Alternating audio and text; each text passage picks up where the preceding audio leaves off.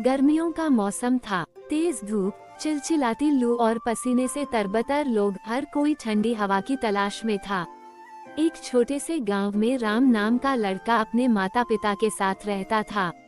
उनके घर की हालत बहुत अच्छी नहीं थी, लेकिन राम पढ़ने में होशियार और स्वभाव से बहुत विनम्र था।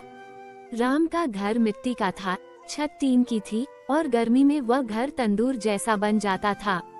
एक दिन उसके पिता गांव से लौटे और बोले, राम, इस बार कुछ पैसों की बचत हुई है तो सोचा तुम्हारे लिए एक कूलर ले आते हैं। राम की आंखें चमक उठीं। वो खुशी से उछल पड़ा। अगली सुबह जब कूलर आया तो राम ने देखा कि वो बहुत बड़ा और अच्छा है। ठंडी हवा उसमें से फुर-फुर निकल रही थी। अब राम बहुत खुश रहने लगा, लेकिन कुछ ही दिनों में उसे एक बात खटकने लगी। उसके दोस्त मोहन, जो पड़ोस में ही रहता था, हर बार खेलने के बाद घर जाने से कतराता था। एक दिन राम ने उससे पूछा, मोहन, तुम घर क्यों नहीं जाते? मोहन ने धीरे से कहा, हमारे घर में तो कूलर नहीं है, पंखा भी बहुत पुराना है। माँ कहती है बिजली का बिल बहुत आता है, इसलिए पंखा भी कम चलाते हैं।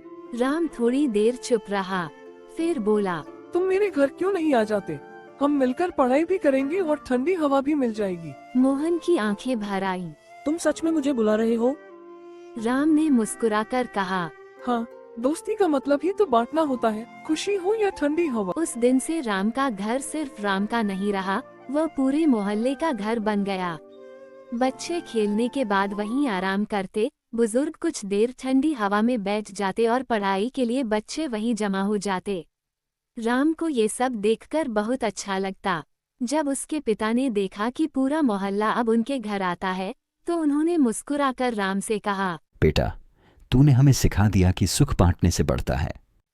खुशी और सुविधा बांटने से बढ़ती है। जब हम अपनी छोटी सी खुशी दूसरों से साझा करते हैं, तो वह बहुत बड़ी बन जाती है।